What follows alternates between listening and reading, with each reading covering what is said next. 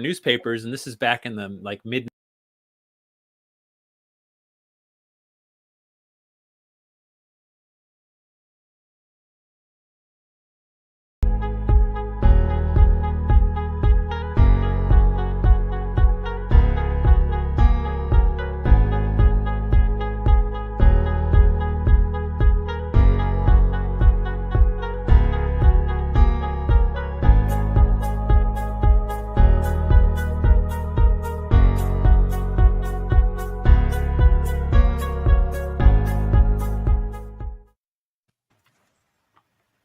Oh my goodness. Hi. Hi. Good evening. Let me go back to the comments. Here we go. All right. So hello, everybody. For anybody listening in on Paranormal Radio King Network, I'm Taryn, host of Paranormal Brew, and I have Jeff Belanger with me, the nationally known author, writer, all that good fun stuff. And I know recently you've been talking about your Kilimanjaro trip adventure. Yeah. So we can talk about that, but I also just want to, just in case there are people watching that don't know who you are, maybe we can just start where you started and how you got to where you are right now and everything that Jeff does. And how important this hour that you've taken out of your life to spend with me. Yeah. So, paranormal guy first, right? I mean, and just growing up in an old New England town will do that. And I had friends that thought their houses were haunted. So I was like 10, 11 years old and going to these old homes that people thought were haunted and breaking out the Ouija board at sleepovers, things like that. And I also grew up in the town next to Ed and Lorraine Warren. So I knew them since I was like 12, 13 years old. I would go see their library programs, every Halloween, and just fell in love with the subject. And then I went to school to be a writer and started writing for newspapers. And this is back in the like mid 1990s. And I loved the Halloween feature. And I started going to haunted places, interviewing people that have had experiences. And it went up on the website, and the paper I was working for said, your paranormal articles get like 10 times the traffic of everything else combined. And then I started a website called ghostvillage.com back in 1999, 22 years ago, if you're keeping score. And from there, it just sort of grew into a career that I could never plan. I mean, I started writing books about haunted places and things like that, and then other aspects of the paranormal. Then I started working in television since 2008, since the very first episode of Ghost Adventures. I've been the writer and researcher for the entire series, every episode from then to now. And then started working on other television shows and appearing on stuff, shock docs and other series and things like that. And then I also do my own podcast called New England Legends, which is a spinoff of a series we do on PBS and Amazon Prime of the same name. And then I also do a story tour every, it's all year round now, but in the fall, it's every single night. So starting tomorrow night through November, pretty much every single night, I'll be either, talking about haunted places and strange legends in front of live audiences in person or through Zoom, because these are strange times, Taryn, that we live in. Absolutely. So wait, what is it called? What story? I call it my story tour, but so what I do is, every night, I'm sharing haunts and different legends. And because last year I had the time, I realized over time I've told over 150 different individual stories. And so I've got this library, and every night now that I do these programs, they're different every time. So it's kind of like a band that knows 150 songs. And tonight I'm going to do 10 of them. So I'm always adding to that library, and depending on where I am, I might, swap in some local stories and stuff like that. It's been so cool. So since I've really focused on New England for my own work, Ghost Adventures is more like the southwestern US, and then my work is northeastern. We just have this really cool community of people that have been sharing these stories, like writing into our Facebook group or our website or whatever, and just saying hey, in my little town, there's this really quirky tale that we heard as kids. And then we get another story to chase. And I love the way that these stories kind of connect us to our communities, but also to each other when we share them. Because any paranormal investigation show you've ever seen ever in your whole life, it always started with a story, right? It Yes. always started with like, oh, did you hear about this crazy haunt in this place? No, what happened? Well, during the Civil War, this thing happened, and now it's haunted, and we're going to go look for that ghost. There's always a backstory, and to me, that's the most important part of the equation. Yeah, the history, Yeah. Well, that's Yeah, the stage absolutely. that we set the ghosts on, right? Well, I've seen some paranormal shows that are just like, this place was built in 1843. It's haunted. Let's look for ghosts. And I'm like, that's it? Like, that's all we get? It's not enough. Right. So what intrigues you most to be able to like go and chase the story and find more out? Like, it's like you said, like, it's not just like, oh yeah, I live in a 1800 farmhouse, like there obviously has to be something that sticks out or Yeah, that it's different. totally. And it's I mean, because at this point I've looked into thousands of locations over my 20 plus years of doing this. Put them in books on ghost adventures. Like, so all I can say is, at some point there's literally something that turns in my gut when I hear a story, right? When they're like, okay, old house, old haunted farmhouse. I'm like, okay, not saying it's not interesting. I'm sure it is, but then Right. there's some twist in there somewhere where I think I could find something out that maybe someone else hasn't, where I can add a new wrinkle to it, where, I want to talk to the people that have seen the thing, people who live there, people who work there. Like, what new angle can I take on this? How can I get into this haunt unlike someone before? And I don't do that with EMF meters and, audio recorders. I do that with research. I do that with, going through newspaper archives and genealogy and local, libraries and local historical commissions. Like, that's how I get into the haunt. I want to know everything in the past. That's awesome. Yeah. I love learning about the history of places. For me, Mark Nesbitt had an interesting story about, long story short, I believe it was the Daniel Lady Farm in Gettysburg. Been there with Mark, as a matter of Did fact. he tell you the story about the blood? Like, that the is fingerprints on the floor. The blood, and it was like, and he took a sample of it, sent it out. It came back later like it was human blood, but then it was like gone. Oh, Taryn. So no, let me set it up. Yeah, so I was there with Mark, and so, as with tons and tons of buildings during the Civil War, they become field hospitals, right? I mean, if people are injured, you go to the nearest house and you say, "Guess what? You're now a field hospital." And they would go to the room with the most light, which is usually one of the front parlors. And these old wood floors, you could still see like blood stains where handprints and things like that. So Mark was saying he was in there at one point and the blood bubbled up, like it became liquid. Now, just refresher, right? It was July of 1863, the last time the blood was fresh, and so Right. a century and a half later plus, right? Like, it's I know. suddenly this blood bubbles up. He collects a sample, finds out it's real human blood. And it's one of these like just weird, crazy stories. And Mark's so good. Mark's, Mr. Ghost of Gettysburg. So yeah, that was a cool night with Mark for sure. Yeah. I mean, to me, that is probably one of the most amazing stories I've ever heard, because it was gone. Now, wood and the walls and this, I mean, like, if there's a blood stain, it's there forever. Like, you can see it forever. The wood just soaks that blood in and it just stays there. And for it to be completely gone, like, I was just like, that's one of the most amazing stories I ever heard. Yeah, no. And Mark's so good. Like, Mark cares so much about the context, right? Because if we just told you there's this place, it's old and this blood bubbled up, it just doesn't mean as much as like, no, this is Gettysburg. And what Gettysburg means, right? Like, Gettysburg means the Gettysburg Address. And it means that, tens of thousands are dead, missing, or wounded in the span of 3 days, right? And that the incredible cost. I mean, who doesn't know Gettysburg, right?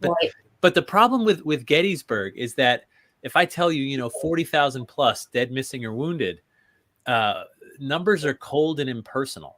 Like, it doesn't, if you say like 3,000 people died on 9/11, that's horrible, but it doesn't mean nearly as much as a single person, right? One name, like where we can tell you about someone who was at Gettysburg, who represents a real human being who died serving his cause, serving his comrades, whatever. And then you multiply that by 40,000 and it Right. really hits home. Then it starts to, you realize why this place is haunted, why Lincoln said it was haunted in the Gettysburg Address, right? We cannot hollow this ground. Those that died here did it far beyond our ability to do so, right? I mean, he knew back then this is hollowed sacred ground and still is today.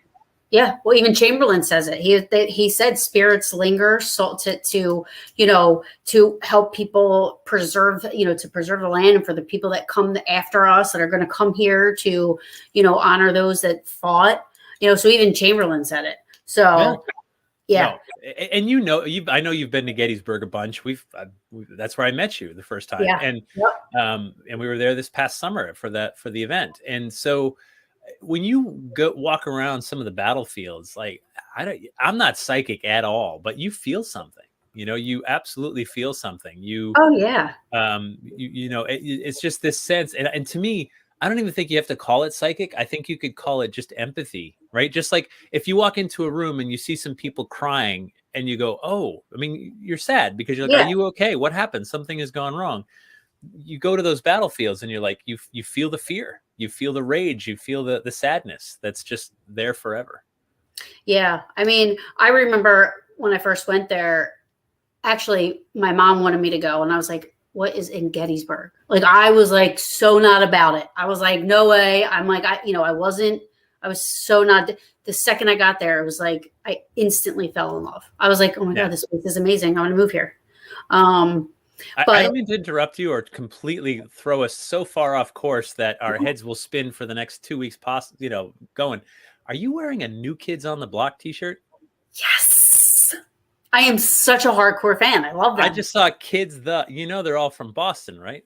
New Kids on the Block. They're my boys, 30 years strong. I love them. Love them. Yes. Let's unpack this. I can't. No. So 30 years ago, NKOTB, yes. So some people who know me know that I like to play different musical instruments. I play guitar. I've got a banjolin, half banjo, half mandolin, amazing ukulele. But my main axe, as some people know, is the didgeridoo. It's not a bong; it's a didgeridoo. Yeah, okay. I got it in Australia from an Aborigine, right? Like Aboriginal person who taught me how to play it. Taryn, for you tonight and your audience, I will play New Kids on the Block on the didgeridoo. Stop it. Not only that, name the song. You want the big hit, name a hit, something that people would know. Give me a hit. Everybody, well, you just do the right stuff. The right stuff. Okay. Everybody knows. Ready? We're hanging tough. Everybody knows right stuff or hanging tough. This is awesome. Pick one. Right stuff. Do right stuff. Right stuff. Okay. So this is awesome. Right. Go ahead.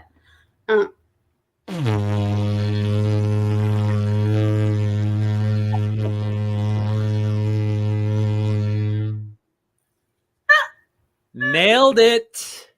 Totally. Nailed it. Dang. The kid has got talent.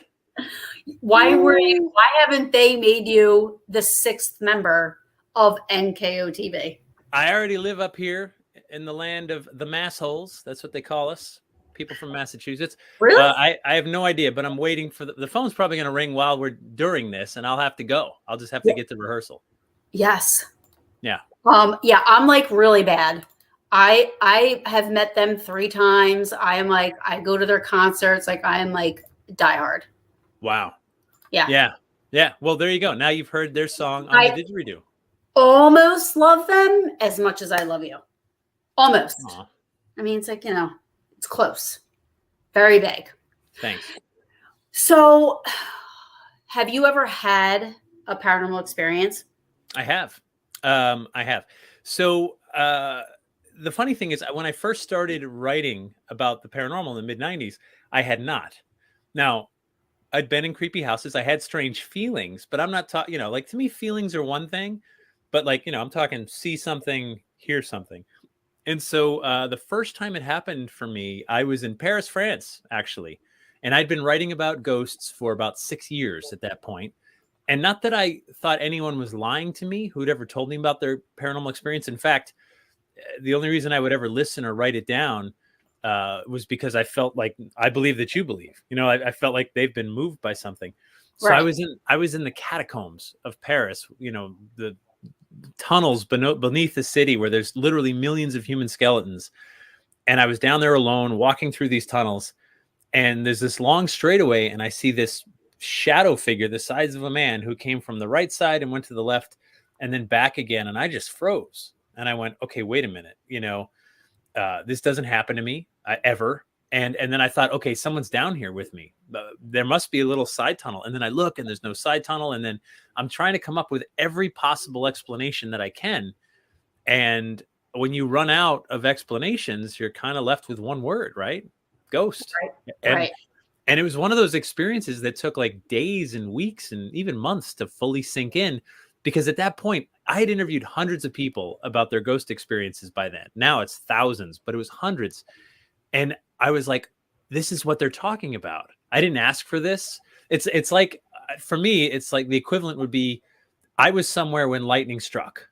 It happens, right? Lightning Right. strikes all the time, all over the world. We know this, right? But Right. I don't usually see it happen. And that day I did. And it was not the last time, but it was the first, and it was the most memorable. So yeah, it's happened a handful of times, and I've been in tons of creepy places late at night, early in the morning, battlefields, dungeons in England, old prisons in Australia, you know, you name it. And once in a while, you get more than a feeling. You actually see something. Yeah.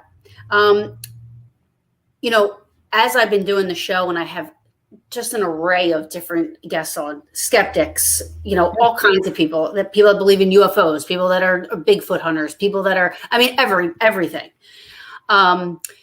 So, you know, when you start to think about it, right? So when people say, well, how do you know, because sometimes I can hear something, I hear answers to questions, or I hear, a voice. And, a lot of times people are like, well, what if that's your, when you start to like really talk about it, you get deep and you go down this rabbit hole of like, okay, what if that's your thoughts being projected out, and, this and that. Yeah. What if? Yeah. What if, right? Which I think is still a great discussion to have. Yeah. And it's possible. However, things like last night, I was at work. I was the only one there, and I'm sitting at my desk, and I hear this woman, loud as anything, whisper. And it was a whisper, but it was a loud whisper. She said, "What is this place?" That's all I heard. I was working, so I wasn't thinking about anything. So for me, that's not anything. So what was that? You know what I mean? Like, I can see if you're in an investigation and you're. No, I have an answer. You asked me, what was that? And Go I'm ahead. going to give you my professional opinion. Go ahead. Demon. Stop it. That's where I start. I like to start with demon and then, go down from there. I can't. Maybe Satan. Maybe Satan. Maybe not a demon. Maybe you got the Dark Lord himself. I mean, I would bring him up. I probably would do that. But Taryn, you may not know this about me. There's demonologists are a dime a dozen. They're everywhere. You can't throw a rock in New England without hitting 5. I am a Satanologist. You call me when you get the big dog and nothing else. Well, if he looks like Lucifer on the TV show, I'm keeping them all to myself. Nobody's coming near that. No, I want the guy with the horns and the red skin and like that's what I'm talking about. Call me when that happens. Minor demons, call Zaphis. He's got that. Oh, somebody's giving you like a little nice. Jeff has been our savior during the pandemic with all his virtual Zooms. We love him and appreciate all he does. He's amazing and brought many of us together from all over the world. That was so nice. Pretty soon we're going to start a cult. So that's how it starts. It starts with like a couple of Zooms and some drinks during a pandemic. And then, you give me power of attorney and off we go. That's gonna be great. Oh my God. I'm telling you, and the first time I met Jeff, I was just a little enthusiast. Like, I was in Gettysburg by myself for a weekend, phenomenology. I tell this story all the time, and I've said this to you 1,000 times because it's like the best ever. But it was me, you, Bob Murch, and like a couple of people in the basement of the Farnsworth house. We were down there for 15 minutes, and I just couldn't. I laughed the entire time. It was the best 15-minute ghost hunt I've ever had in my life. Ghost hunt in history. So here's the thing, like. I think like on a ghost hunt, you love me or you hate me. I don't think there's anyone who's neutral, and because I can't keep quiet. I'm incapable of shutting up. I can't do it.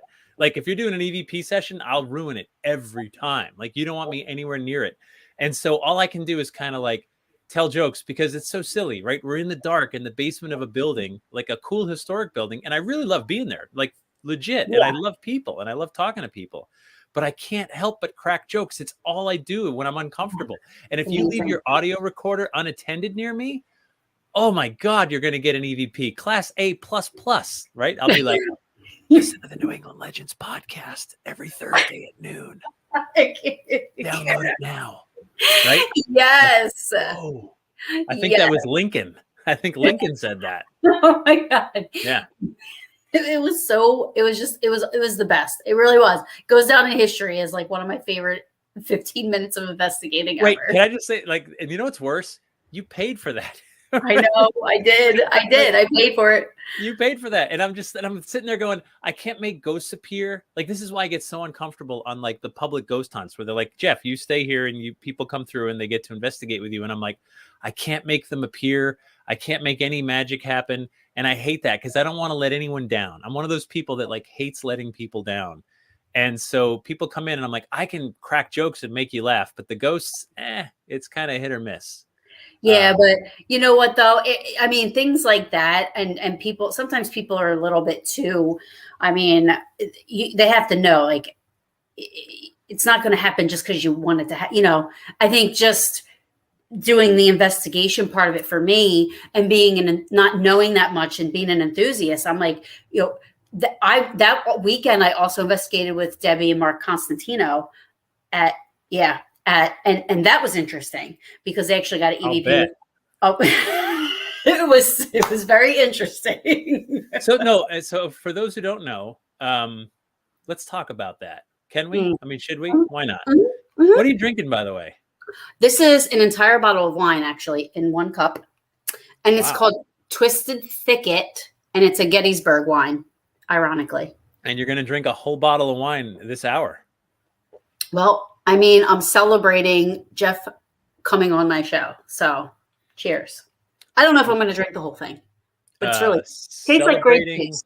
Drowning your sorrows. I'm not saying you have a problem, but I'm not saying you have a problem. Are we clear? We're clear. Okay. So, you know, maybe 1A at this point. Maybe you're not ready for AA, but like just one of them. Half. Just, yeah. Like I won't even use AA batteries. That's because no one likes a quitter. So, anyway, so Mark and Debbie Constantino, for those who don't know, were EVP specialists. I say were in the past tense because they are both dead right now. Right. It's a horribly tragic, terrible story. I've known them since maybe 2005 was the first time I met them before I worked on Ghost Adventures. And they were the Bickersons, right? It was sort of cute and funny the way they would married forever. Yeah, just bicker with each other. And it was kind of funny, but they got crazy EVP, right? Right. And that's the thing. Like when we were investigating, like you laughed at it because it didn't feel serious back then it wasn't. You know? Yeah. It wasn't yet. Like back then it was just the Bickersons. They'd be like, oh, you know, and it was kind of funny and you could laugh at it. But over time it got more and more negative and they got to a really bad, dark place. And those of us that knew them well were, I mean, we've had conversations where we're like, these are two good people that should be nowhere near each other. Right? Like if you're over there and you're over there, then you're both fine. It's when you get together that just horrible things happen. And it's just, you know, the chemistry soured over time. And then tragically it ended in a double murder suicide and just awful, like so awful to I remember thinking, like, I remember that Zach is the guy that called me, Zach Bagans from Ghost Adventures. He's like, did you hear what just happened today? And by the way, the anniversary was like 2 days ago or something, right? So, Yeah. so I said no, and he's like, so Mark shot Debbie's roommate, shot Debbie, and shot himself, and this is what I struggle with, right? So I'm like, I know someone that committed a double murder suicide. I knew him for years, and that's a really strange thing to come to grips with. Now, I weren't real close in the later years. Like, we'd talk once in a while. Like, if they were on Ghost Adventures, I was coordinating that and talking to them, and we'd see each other at events, and I'd check in with them sort of separately, not on purpose. That's just kind of how it went. It was just like Mark would come up and say hey, and would talk about football, and Debbie would come up and say hey, and we just chatted. But it got to a darker and darker place. And the question I couldn't help but ask myself still to this day is like, could I have done something? You know what I mean? Though, I think that a lot of people do that even when people commit suicide. You like, oh, of course, your friends commit suicide and stuff. It's, I mean, well, it was a suicide, right? That was the last act of that, right? Right. But I think when I hate to use the word successful, but when people successfully carry out this suicide or double murder suicide, whatever you want to call it, I don't think most of the times I don't think it's planned. I think it's like something snaps and it just happens. And yes, they were, kind of, oil and vinegar, water and vinegar and this and that. And, but I know tons of people. Water and vinegar is a douche, by the way. Oil and vinegar is what you were looking for. I think the wine's going to my head. The wine is already messing up your speech. And we're not making light. It's just our way to crack jokes. But it was horrible. Yeah. Exactly. But like, so I know someone that committed suicide. I mean, that was part of this equation. And you're right. It's always hard because you're like, could I have done something? Could I have seen it? Because by the time that it happened, those of us that knew them and had seen them in the last year or two, like, kind of called each other and were like, you couldn't be totally shocked when you heard this because it was getting really rough between them. Right. And, but whose job is it to step in and say, you two shouldn't, you husband and wife should not be together. Right. And they had already sort of split at that point. They were living separately and, the whole thing. And so I just remember being so heartbroken all around, it's so bad when you hear news where just everyone loses. Like, there's no winners, everyone lost, such a tragic thing. And then you can't help but just kind of like want to just look out a little more for friends and people you care about and just check in. I mean, someone said earlier how, like, okay, during the pandemic, I was doing a bunch of these live streams and I was having all kinds of paranormal people on, but like, we talked about the paranormal only if there was time, right. Because it was like, we have other things to discuss. And the big question was, how are you? And which is funny because that question is one of the biggest pet peeves I have as an American citizen. Like, and I say that because it's a very American thing to use that as a greeting, right? You go into a store and you say, how you doing? Yeah. How are you? Right? Absolutely. Yep. But you sure do not want the answer. When the clerk asks you from behind the counter, when you're buying your beer or your giant jug of wine, hey, how are you doing? How am I doing? I'm buying a bottle of wine that I intend to put in a single glass so I can fool myself into thinking I'm only having one glass. Right. So, so like, how you doing? It's not the right greeting because the only answer to that is fine or good. And how are you? Fine, good, great. Let's move past this false thing that we just did. We need a different greeting. But during the pandemic, I meant it. I meant it when we said, like, how are you doing? Like, how do you get through your day? How are you waking up and facing this bleakness that we're all in? And I really wanted to know because I was trying to face it too. Yeah. So anyway, that's all. I'll get off my soapbox, but all I ask. No, but it's an awesome point that who said it earlier, and even with now, like, I have 6 brothers, and like we had to like FaceTime, Thanksgiving. I mean, like Yep. if we didn't have these things like, StreamYards and you doing your Zoom videos and YouTubes and people like still trying to stay connected and seeing people, because we're human, we need to have that connection with people and, all that. So I think it probably saved a lot of people from a depression, if they weren't working and then they weren't, because a lot of people were out of work and they were, struggling. So, things like what you did probably helped and saved a lot of people, And I know that sounds like a really big statement, but it's true. I mean, you don't know. I mean, you are, a lot of people love you, look up to you. You're an icon. So, and you are funny AF. I'll say that. We can't swear. Oh, you can. Yes. No, I'm not swearing. I don't have to. But I think a lot of these, and it's helped me. I mean, I definitely have connected with a lot of people that I normally probably wouldn't have. Well, and you know what's cool about it was that we found a way. You know what I mean? It's not the same as in person, but it was something, and we found a way. And I love watching people innovate, whether it's how do we? So the speakeasy thing that I was doing, which I haven't done in many, many months because I've just been too busy doing other programs. It all started where I called my friends Brad and Tim in Michigan, and I was just like, "Do you guys want to have a beer tonight?" And the answer was like, "Yes." And of course it was yes, but they're like, okay, how? Like, what do you mean? Like, what do we do? And I said, well, there's StreamYard, and we could like just drink and then let other people watch us drink, and we'll just talk and drink. Yeah. And that's how it started. And then people are like, this feels like a happy hour. And then people were drinking alone together. Right. They're like, I don't feel like drinking alone is a scary thing. Look at you. You're drinking alone right now, but I'm here. So it makes it okay. Yes. I know. And they're all here. So it makes it okay. And everybody. Wait, I got to change my display name. Can I do that while we're going? Like, no, you can do it. I can? Just change it to enabler. Hold on. How do I do that? I don't know how to do it. I thought you could do it. I don't know. You would have to do it.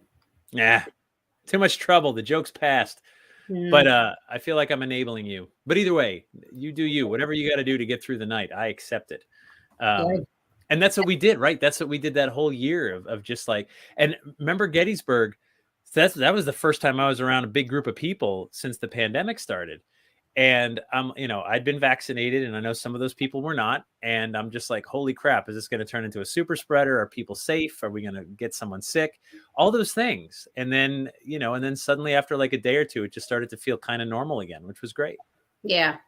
Yeah. And it's just, I'm in the medical field, so I have not had a day off. Last week was my first vacation in almost a year and a half to 2 years, because medical field, there was no break. There's no break. And it is now, becoming it's becoming very chaotic. I'll say this, kids going back to school and they have a sniffle. And they're sending them home, and they have to get COVID tested, and they're not allowed back in until they get the COVID test. And, parents are like ready to kill everybody. And, it's just insane, and it's so hence my bottle of wine. Yeah. It's a glass of wine, Taryn. It's just a glass of wine. It's a glass. And and it still looks half full because I'm an optimist. All right. So what were we talking about?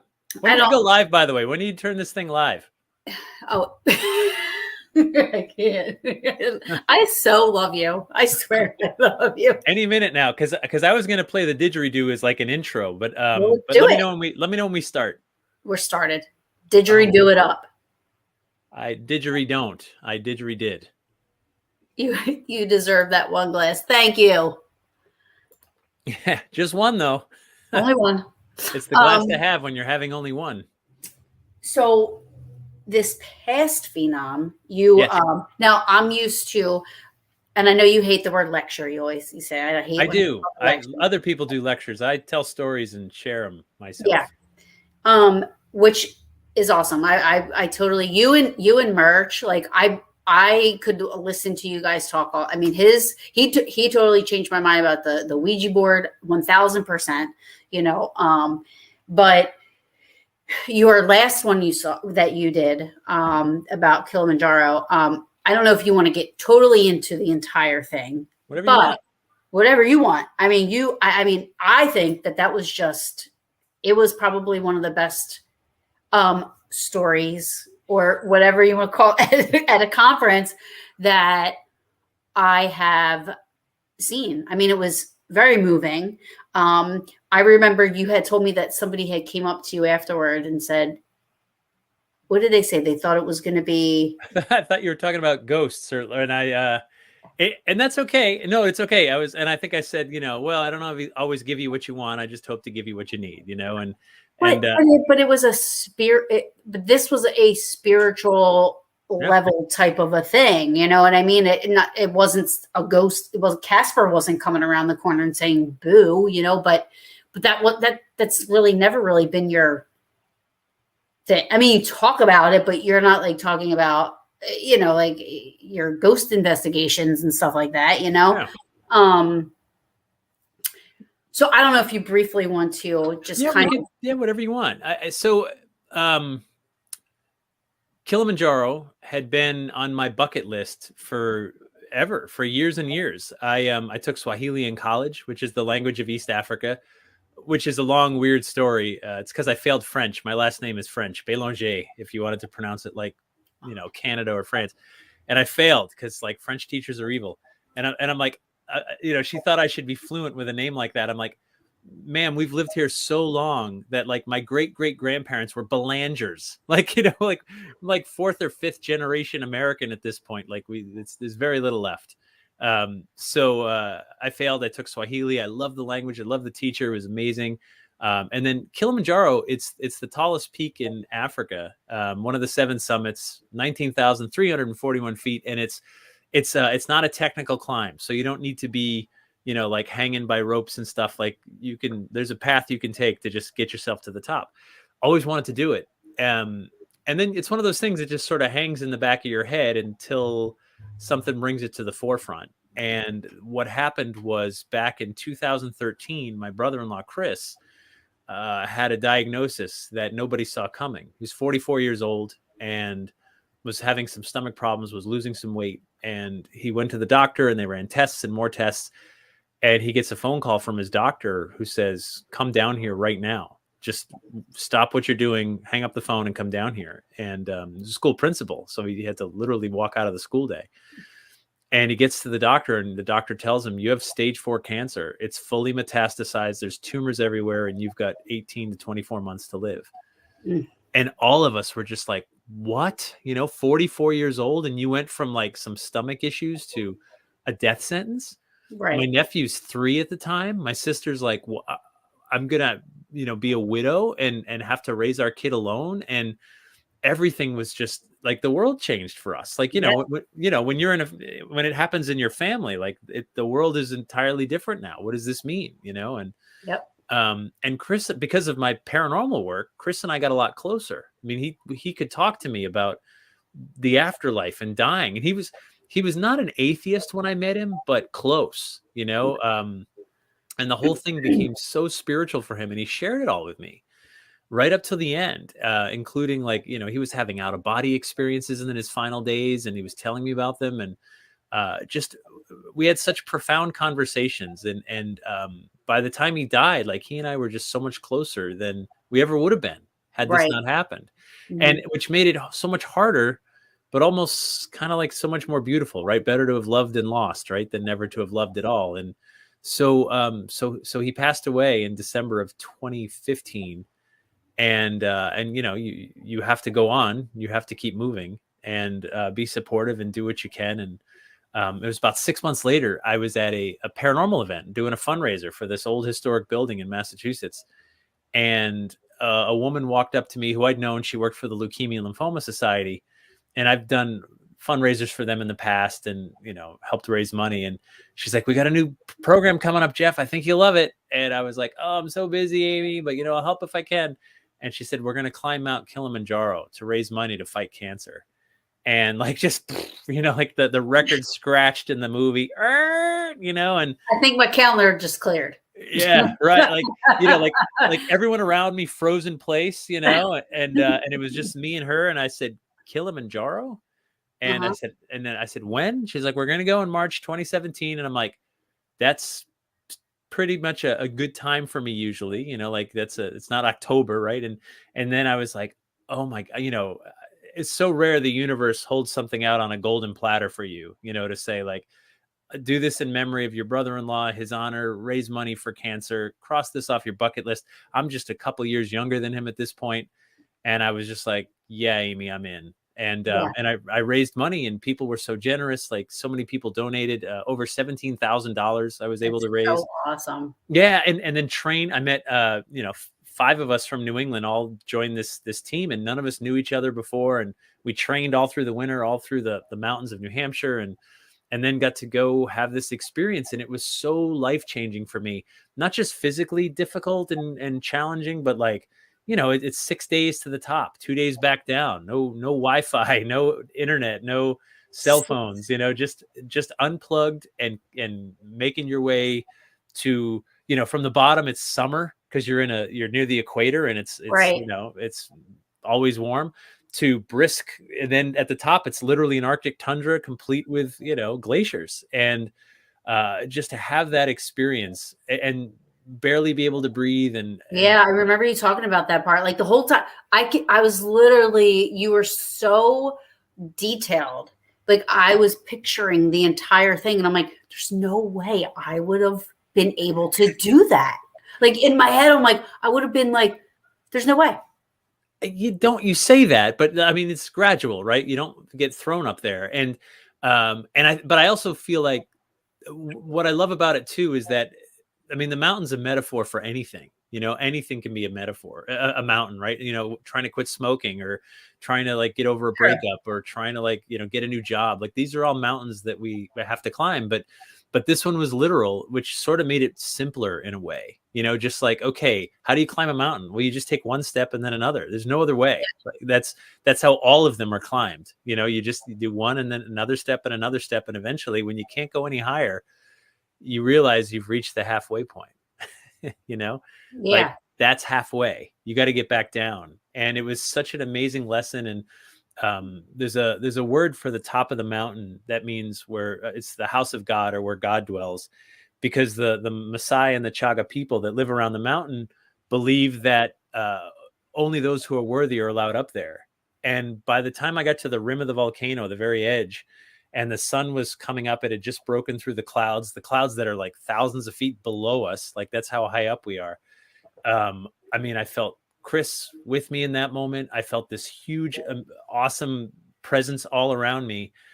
And it was just, even though there was like another 500 vertical feet, another like 3/4 of a mile, another hour to go, it was this moment that was just like, this is done. I'm going to make it. There's no question. It's an absolute foregone conclusion. I just have to finish. And I hold on to that sunrise. I hold on to that experience to this day, because I still have crappy days. And I think about, like, no matter how crappy the day gets, the sun rises again tomorrow, and we get another shot at this. We get to try again. And sometimes you got to just write the day off. Yeah. I think it's in our nature to sort of wait for monumental days, like New Year's Day, I'm going to make resolutions, or my birthday, I'm going to start doing this, or first of the month. Like, you don't need any of that. Tomorrow is fine for whatever thing you have in mind. Tomorrow is just fine. The sun comes up, you get a brand new start, go for it. Yeah, absolutely. And then to me, that was very, and there was like a lot of things, like, and I'm sure there was a lot of people in the audience that probably could have related, to, my father had leukemia. I did walks for the Leukemia Lymphoma Society. I remember when you say in a couple years, my dad was 44 when he was diagnosed with his leukemia. I'm 43. So now I'm like relating to his life. Like, he was really only, like, I knew he was young, but now I can relate to how young he was. Like, he had this whole life ahead of him. Right. I mean, so the story was amazing. Yeah. Thank you. And, Yeah. you know, it definitely was, it definitely is different for you. But it was awesome. Yeah. I, Thanks. it really was. And I'm, you know, happy that you shared it with everybody. Yeah. I sort of, I mean, that's also kind of my nature, you know, is to, find stories, share them. You know, I mean, they don't do me any good bottled up inside. And I'm a sharer. I wear it on my sleeve. I'm an open book when it comes to just about anything. You know, I mean, Mhm. and because I kind of feel like we're all trying to muddle through this human experience. A big part of the reason I'm so into ghosts and legends, right, is just like because I know history's happened before. You know, Yeah. let me learn something from it. I just keep making mistake after mistake. You know, maybe if I find the right story, I'll do a little better tomorrow. You know, if I you know, we learn a little bit from the past, and that's the thing about history is that it does repeat, and it's just one of those things where uh, I found such connection, not just with dead people, you know, from long ago, but with living people like you when we're in the basement talking to the dark air, saying like, "Hey, is there Right. anyone here with us?" You actually asked if there was anybody there right now. Give us a little Gettysburg Address, and you started doing some fart machine on your phone, and you know. That sounds like me. I don't remember that specifically, but I'm definitely not calling you a liar. No, it was great. I'm Yeah. telling you, and you know what it is? It left such an impression. Like, I mean, like to this I day, bet. to this day, I'm like, Never ghost hunt with him again. Yeah. Note to self. Dear diary, never do this again with Jeff. Check. Yeah. Huh.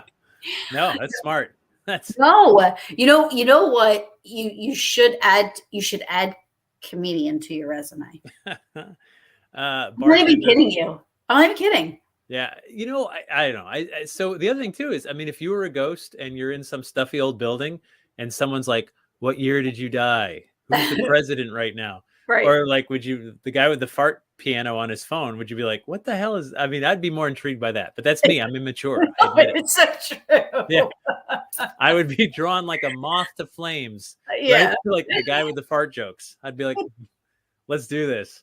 Yeah. Yeah, It was so funny. I'm sorry. It was great. yeah. I tried. I think I sent it to Bob, but it was like such a crappy recording because it was like a really crappy old recording. But I sent it to him, and he was like, "Oh my god, this is great!" Like he was like listening to it. It was literally. I mean, you are like awesome as always. I mean, like I, I was like, um. So you're still doing all these things. Like, Yeah. I mean, just like totally just like still ghost adventuring. You're still legend tripping. Oh, I have this. What do you got?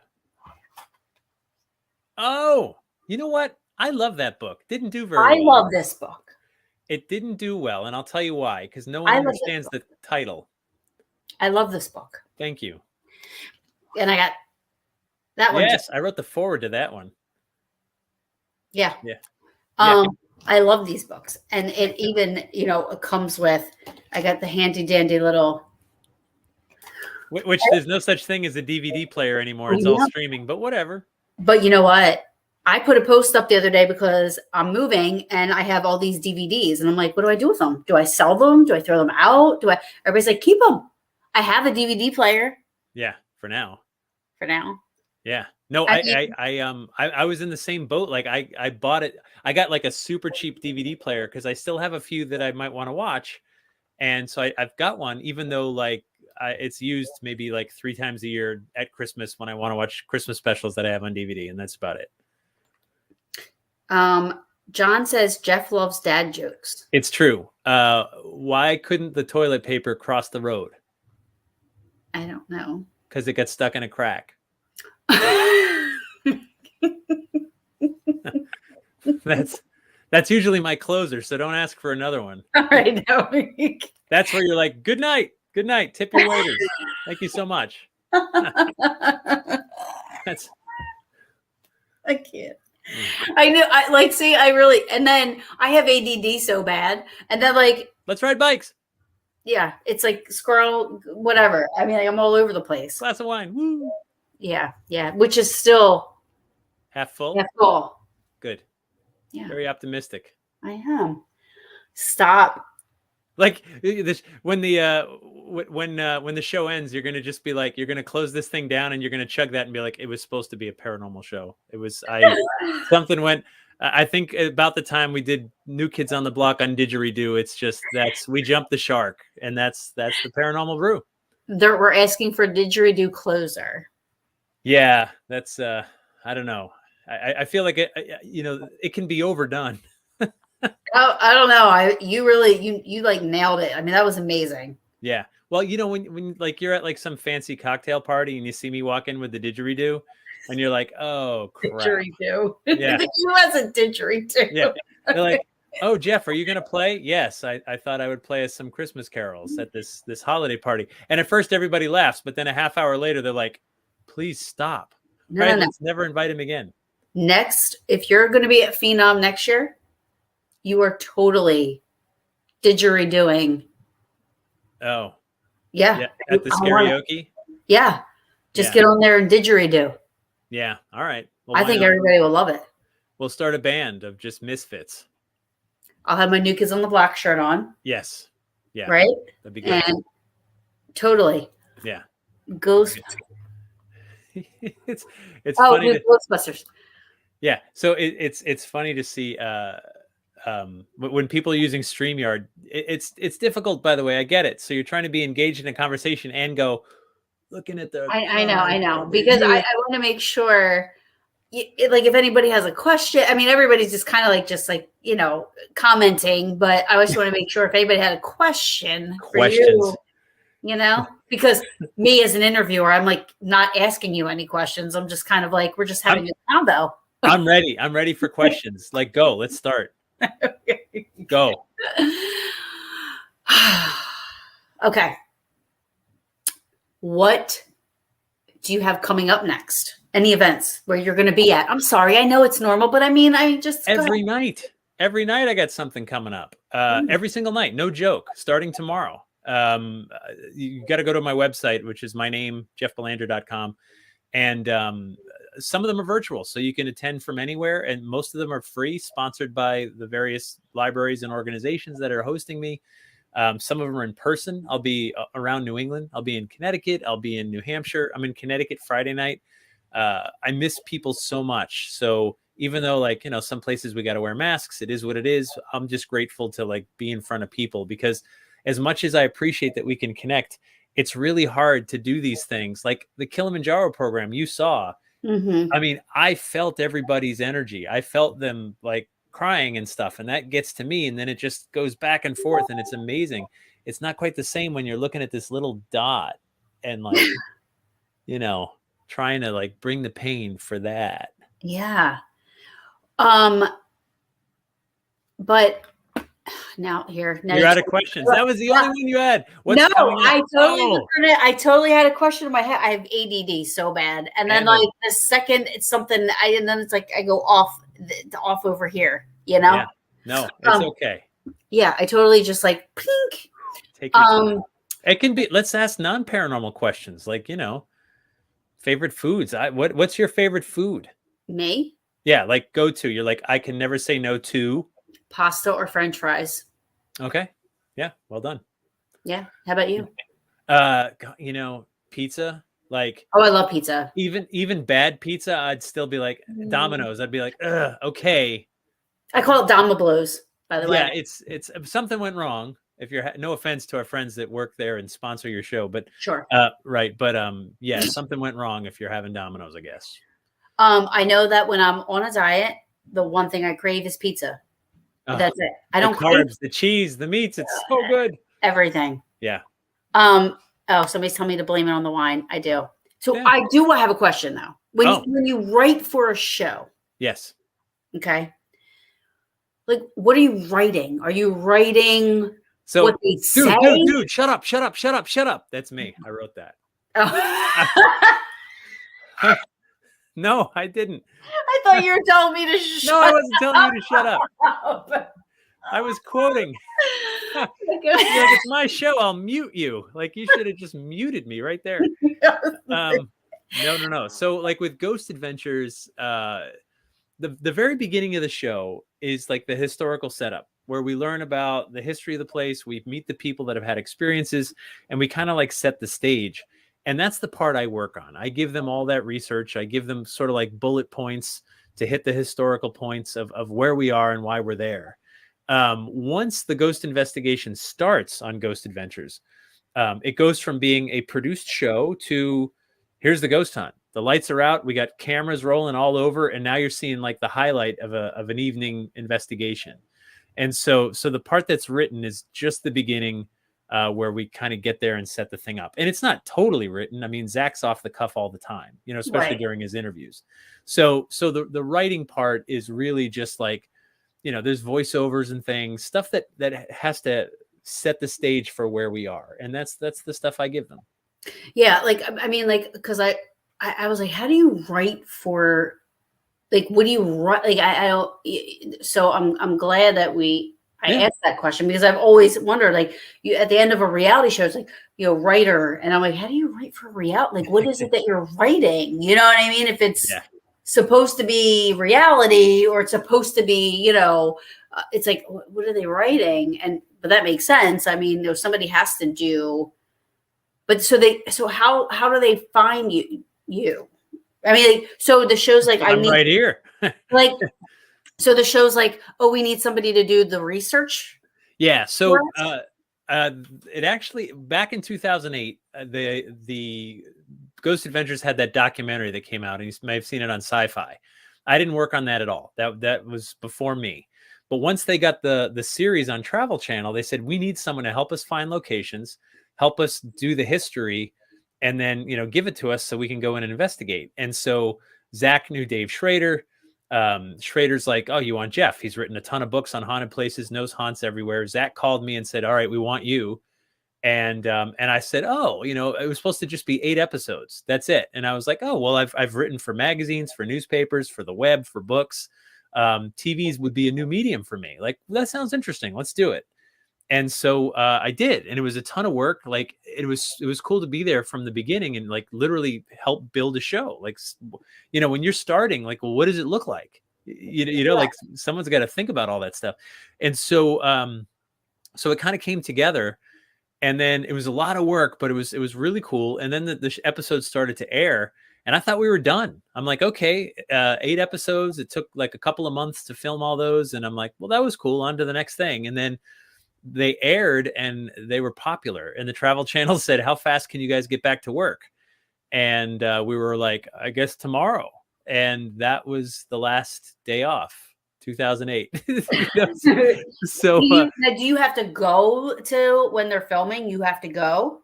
So sometimes, like, especially when we're doing miniseries and stuff like that, and we really got to get in deeper. But a lot of times I can do it remotely. I can do it. We've got online access to some really great resources that we pay for, newspaper archives and genealogy and stuff like that. And then, a lot of it can be done by phone. So yeah, sometimes if it's called for, I'll go there ahead of time. But otherwise, it's pretty much remote. So you find the information, and then does it get sent to the producers? Like, you write it and it just gets sent to the producers, or is it like a teleconference where everybody's talking about it and say, yeah, this is what I found? And so I give them like an episode Bible almost. So, all the historic points, especially like people who have died there, newspaper clips, all that stuff goes in this one document. Our interviews. So anybody that's ever been on the show, I've interviewed them first, and I get the bullet points because we do reenactments, and our producers need to prepare for that. So if it's like, a man in a Union blue Civil War uniform comes down the stairs and disappears, they know they're going to need an actor for that. We do reenactments. It's not faking it. It's obvious, right? When you watch. Right. So I'm giving all those notes to the producers ahead of time. Like, here's what this person's going to say when we interview them. Here's what happened here historically. Here's, some sound bites we could use to sort of transition and introduce the place.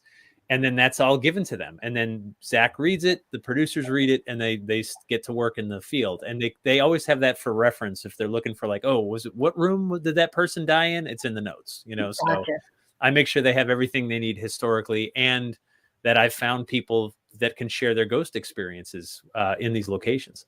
Right. There was one episode, I'll never forget it, because it was literally like, I couldn't believe it. Zach knocked on the door, and I don't remember where it was at. Knocks on the door to get, I guess he was like lived in the town his whole life. So he had like a lot of information. So he knocks on the door, and the guy was, I don't know, he was probably 80, 90 years old. I don't know. And he knocks on the door, and the guy's like talking to him, and he goes, okay. And he falls backwards, and Zach like helps him up and puts him, and then he falls into the rocking chair on the front porch. I was like, I can't believe they left that in there. That was Moundsville Penitentiary, and that was season 1. And that guy lived across the street from the penitentiary. Yeah. And on the one hand, yeah, like, but the crazy thing is, like, that's real, right? Like, he was like the sweetest little guy, and he's just like, see you later. Fell over. He just fell over. I know, and like, and I think at that point you're almost obligated